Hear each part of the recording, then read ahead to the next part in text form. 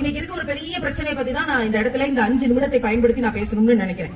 நான் தொடர்ந்து பல இடங்கள்ல ஏழைகளோடு, கடினப்பட்ட மக்களோடு, குடிசை வீடுகளோடு, ஒழுகுகின்ற இடங்களோடு, பிள்ளைய படிக்க வைக்க முடியாம, வீட்டுக்காரருக்கு உடம்பு சரியில்லாம வீட்டு வேலை செய்து கொண்டிருக்கிற பல நூறுக்கணக்கான, பல ஆயிரக்கணக்கான பெண்களை ஒவ்வொரு ஊர்லயும் பாக்குறேன். உங்களோட நான் இணைப்பை ஏற்படுத்தி கொண்டிருக்கிறேன். அப்படி ஒவ்வொரு ஊர்லயும் பார்க்கும் பொழுது இருக்கிற மிகப்பெரிய பிரச்சனை என்ன அப்படின்னா வட்டி. எல்லாரும் இப்ப குழுன்னு ஒண்ணு கண்டுபிடிச்சிருக்காங்க, சுய உதவி குழு அப்படின்னு. அது சுய உதவி குழு கிடையாது, உங்களுடைய சுயத்தை உடைக்கிற குழு.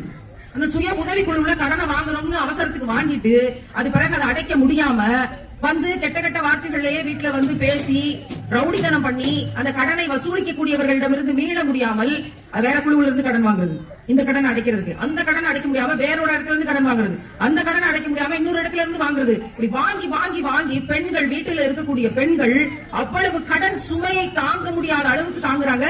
கடைசியில தற்கொலை வரைக்கும் போகுது. அது போகும்போது தனியா போறது இல்ல, பிள்ளைகளுக்கும் சேர்த்து விஷத்தை கொடுத்து கொண்டு போறது. ஏன்னா அந்த பிள்ளைகள் இங்க என்ன பாடுபடும்? கடன் கொடுக்கக்கூடியவர்கள், வட்டிக்கு கடன் கொடுக்கக்கூடியவர்கள் இரக்கமற்றவர்கள். அவங்க கிட்ட இருந்து பணத்தை வாங்குறதுக்காக என்ன வேணுமானாலும் செய்வாங்க. அப்படியான சூழ்நிலையில இந்த வட்டி அப்படிங்கறதுல இருந்து மீளணும், என்ன செய்யறது? கடன் அப்படிங்கறதுல இருந்து மீளணும், என்ன செய்யறது?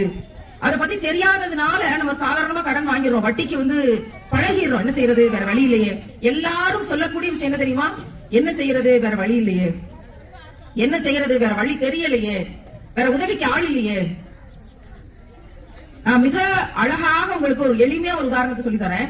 இங்க இருந்து நம்ம இப்ப பேசுறோம், அல்லாட்ட எங்க கடனை எல்லாம் நீ வந்து மாத்தி கொடுத்துரு, எங்களுக்கு பரக்கத் செய், எங்களுக்கு நிறைய உதவி செய், கூரையை பிச்சுக்கிட்டு நீ கொடுப்பேன்லாம் நாங்க சின்ன வயசுல கேட்டோமே, அந்த மாதிரி எங்களுடைய வீட்டுல நீ கொட்டிரு, எங்களுடைய கடன் எல்லாம் சரியாகட்டும். இப்ப நம்ம அல்லாட்ட கேட்கிறோம். அல்லாஹ் எங்க இருக்கிறான்? 7 வானம் தாண்டி அரிசியில் இருக்கிறான். பிள்ளைகள் மதரசா பிள்ளைகள் எல்லாம் படிக்குது சொல்லுது. என்ன கேட்டா அல்லாஹ் பிள்ளைங்க பக்கத்தில் இருக்கிறான் அப்படின்னு சொல்லுவேன். அப்ப நம்ம 7 வானம் தாண்டி அல்லாட்ட பேசுறோம். அல்லாஹ் மேல இருந்து என்ன செய்யறான்? உங்களுக்கு பரக்கத்தை இறக்குறான். உங்களுடைய கடன் எவ்வளவு? 1,48,000. 1,48,000 உங்களுக்கு அனுப்புறான். அனுப்பும் போது வந்துகிட்டே இருக்கு, மேல இருந்து அப்படியே ஒவ்வொரு வானமா தாண்டி 7 வானம் தாண்டி வந்துகிட்டே இருக்கு. உங்க வீட்டுக்கிட்ட வந்துருச்சு. உங்க வீட்டுக்கிட்ட வந்தோடனையும் நீங்க ஏற்கனவே வட்டிக்கு காசு கொடுத்திருந்தால் அல்லது வட்டிக்கு காசு வாங்கி இருந்தால் ஒரு பெரிய திரை விழுந்துரும், பெரிய ஸ்கிரீன் உங்க வீட்டு மேல தொங்கும். உங்களுக்கு தெரியாது. அல்லாஹ் அனுப்புன அந்த 1,48,000 அதை கீழே இறங்கி வராது. எப்படி டீயை வந்து வடிகட்டும் போது வடிகட்டியை தாண்டி டீ தூள் இறங்கி வராதோ, அது மாதிரி அல்லாஹ் அனுப்பின 1,48,000 கடன் தொகை நீங்க வாங்கின வட்டிங்கிற விஷயத்தினால, வட்டிக்கு காசு வாங்கின காரணத்தினால ஒரு பெரிய ஸ்கிரீன் ஆகி பில்டர் ஆகி நின்றோம். அந்த பில்டரை தாண்டி அல்லாஹ் செஞ்ச உதவி உங்களுக்கு வந்து சேராது. என்ன சூழ்நிலையிலும் வட்டிக்கு கடன் வாங்குதல் அப்படிங்கறது இல்லாம நம்ம தப்பிச்சோம்னா, ஏதாவது ஒரு இடத்துல அல்லாஹ் கருணைப்பட்டு நமக்கு 2 லட்சம் ரூபாய் அனுப்பினா அப்படின்னா நமக்கு 1,48,000 கடனும் போயிடும், மிச்சம் 52,000 கையில காசும் நிக்கும். இப்ப எது பெஸ்ட்? வட்டிக்கு கடன் வாங்குறது பெஸ்டா, இல்ல வட்டிக்கு ஆட்படாமல் என்ன சோதனைகளையும் பொறுமையாக எதிர்கொண்டு அல்லாஹ்விடத்துல உதவி கேட்டு இறைவனுடைய உதவியை திரையின்றி, ஒரு ஸ்கிரீன் இன்றி, ஒரு வடிகட்டி இன்றி பெற்றுக் கொள்வது சிறந்ததா? எது சிறந்தது? நம்ம தான் சேர்ந்து முடிவு பண்ணணும்.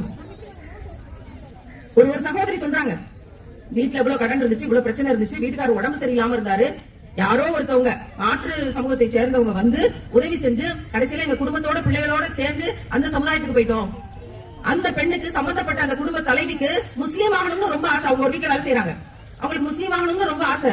அந்த சகோதரி சொல்றாங்க, வந்து உதவி செய்த அந்த நபர் முஸ்லீமாக இருந்திருக்க கூடாதா? நாங்க குடும்பத்தோட குழந்தைகளோட இஸ்லாத்துக்கு வந்திருக்கோமே.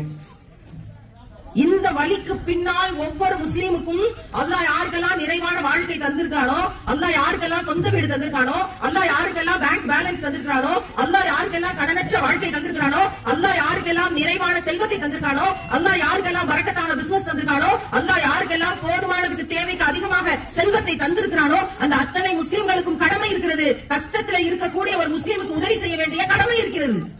நீங்க செய்யாததுனாலதான் அவங்க வட்டிக்கு போய் கடன் வாங்குறாங்க. அவங்க யாரோ வட்டிக்கு கடன் வாங்கி யாரோ எங்கேயோ போய் நோவினை அனுபவிக்கிறாங்க. அவங்களுக்கு தான் கேள்வி கணக்கு, அவங்களுக்கு தான் பிரச்சனை இல்லை. இறைவன் எல்லா செல்வத்தையும், எல்லா வளங்களையும், எல்லா உதவிகளையும் செய்தும் கூட கஷ்டப்படுறவங்களை திரும்பி பார்க்காம இருந்தாங்களே, அவங்களுக்கு தான் முதல் கேள்வி கணக்கு. உனக்கு கொடுத்தனே, உன் ஊர்ல உன் தெருவுல இவ்வளவு பேர் கஷ்டப்பட்டு இருந்தாங்களே, நீ என்ன செஞ்ச? இறைவன் நிச்சயமாக கேள்வி கணக்கில் வைப்பான். எனவே நான் நல்லா இருக்கிறேன்னு இருக்கக்கூடிய, நான் 3 வேளையும் நல்லா சாப்பிடுறேன்னு நினைக்கக்கூடிய ஒவ்வொரு முஸ்லீமும் கடினப்படுகிற கடன் வாங்கக்கூடிய சூழ்நிலையில இருக்கிறவங்க யாருங்கிறத கண்டுபிடிச்சு தேடி போய் உதவி செய்ய வேண்டிய அவசியம் இருக்கிறது. இப்படி செய்யும் போதுதான் வட்டியிலிருந்து சமூகத்தை மீட்க முடியுமே தவிர ஏழைகளை எல்லாம் ஒண்ணு சேர்த்து வச்சுட்டு நீங்க வட்டிக்கு கடன் வாங்காதீங்க சொல்லுவோம். அல்லாஹ் ஃபில்டர் போட்டுருவான். அதனால என்ன சோதனை வந்தாலும் அல்லாஹ்விடத்தில் வட்டி இல்லாமல் உதவியை தேடுங்கன்னு நம்ம கண்டிப்பாக சொல்லுவோம். அதே சமயத்துல இந்த பக்கம் ஒவ்வொரு முஸ்லீமும் இன்னொரு முஸ்லீமுக்கு உதவி செய்ய கடமை இருக்கிறதுங்கிறதையும் வலிமையான பிரச்சாரம் செய்தால்தான் இந்த பிரச்சனையிலிருந்து நிச்சயமா வெளியே வர முடியும். இப்போ இங்க இருக்க எல்லார்ட்டையும் நான் கேட்கிறேன், எனக்கு கடன் இல்லைங்கிறவங்க மட்டும் கை தூக்குங்க பாப்போம். எங்களுக்கு கடன் கிடையாதுங்க, நாங்க கடன் வாங்கல, எங்களுக்கு எந்த கடனும் இல்லைங்கிறவங்க மட்டும் கை தூக்குங்க. எனக்கு ஏதாவது கடன், எனக்கு எந்த கடனும் இல்ல, நான் கை தூக்கிடுவேன். எனக்கு கடன் கிடையாது அப்படிங்கிறவங்க 1 2 3 4 5 6 7 8 9 10 11 12 தோராயமாக 15 பேர் கை கீழே போட்டுக்கலாம். ஒரு பாட்டி தூக்குறாங்க, அதான் சந்தோஷமா இருக்கு. அவங்களுக்கு கடனே இல்ல போல இருக்கு. பாவு முடியெல்லாம் நரைச்சு என்ன பல்லெல்லாம் கொட்டி போய் முகத்தை முடிட்டு சிரிக்கிறாங்க. ஸ்ரீதேவி நல்லா இருங்க, அவங்களுக்கு கடன் இல்ல.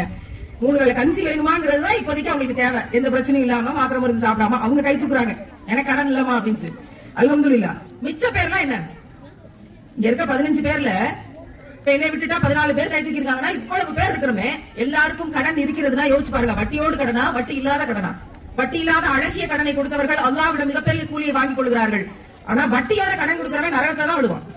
ஆனா வட்டிக்கு கடன் வாங்குறவங்களோட நிலைமை இப்போதைக்கு சரியாகாது. இம்மீடியட்டா உங்களுடைய வட்டியில இருந்து வெளியே வர்றதுக்கு என்னென்ன செய்ய முடியுமோ செஞ்சிருங்க. அதுல நகையை அடகு வைக்கிறது ஆகுமா? நகைய அடகு வைக்கிறது வட்டி, நகை ஆக்குற அவசரத்துக்கு அதுதான் நாங்க நகையை சேர்க்கிறோம்னு சொல்றது கூடுமா? உங்களுடைய வாழ்க்கையில பரக்கத் வேணும்னு இந்த ரமலான் முழுக்க நீங்க கேட்டிருப்பீங்க. உங்களுடைய வாழ்க்கையில கடன் சுமையில இருந்து வெளியே வரணும்னு இந்த ரமலான் முழுக்க கேட்டிருப்பீங்க. உங்க பிள்ளைகள் கடன் இல்லாத வாழ்க்கை வாழணும்னு இந்த ரமலான் முழுக்க கேட்டிருப்பீங்க. இப்பயும் அந்த துவா கேட்க போறீங்க. இந்த நோன்பு திறக்கிற இந்த வேளையில் நம்ம எல்லாரும் சேர்ந்து அல்ல ரஹ்மானிடம் துவா செய்வோம். யா அல்லாஹ், இந்த கூட்டத்திற்கு யாரெல்லாம் வந்திருக்கிறார்களோ அவர்கள் அத்தனை பேருடைய கடன் சுமையிலிருந்தும் அவர்களை நீ உன் கருணையின் பொருட்டால் நீ நீக்குவாயாக. அவர்களுடைய கடனை எல்லாம் நீ இந்த ஆண்டே சரி செய்வாயாக. இனிமேல் எந்த சூழ்நிலையிலும் வட்டிக்கு உடன்படாத வாழ்க்கையை அவர்களுக்கு நீ தருவாயாக. எந்த சோதனையையும் நீ லேசாக்குவாய் என்ற நம்பிக்கையை இங்கு வந்திருக்கிற அத்தனை ஈமான்தாரிகளுக்கும் தருவாயாக. ஆமீன் ஆமீன் ஆமீன் யா ரப்பல் ஆலமீன்.